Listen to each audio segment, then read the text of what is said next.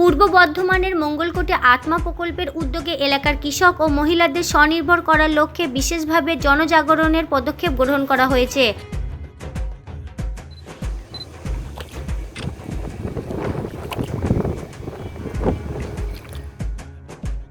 দেশীয় প্রজাতির বিভিন্ন ধরনের ধান চাষ এবং মহিলাদের আত্মনির্ভরতার জন্য মাশরুম চাষের উদ্যোগ নেওয়া হয়।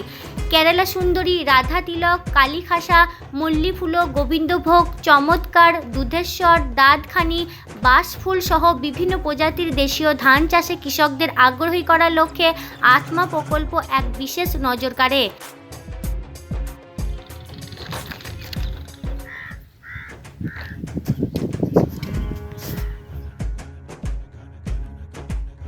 ধান চাষের ক্ষেত্রে ব্যয়কে সংকুচিত করা এবং লভ্যাংশ যাতে বেশি হয় সেই লক্ষ্যে বিভিন্ন আধুনিক পদ্ধতি যেমন স্ক্রিপ্রো, ড্রাম সিডার সহ বিভিন্ন পদ্ধতির মাধ্যমে কৃষকরা ধান চাষ শুরু করেছেন।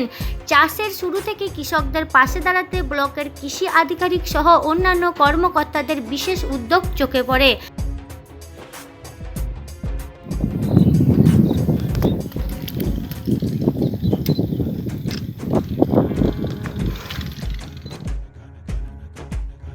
ধানের বীজতলা থেকে শুরু করে রোপণ পর্যায়ের খুঁটিনাটি জমিতে নেমে সরাসরি হাতে কলমে শিখিয়ে দেন মঙ্গলকোট ব্লক কৃষি আধিকারিক তথাগত নাথ।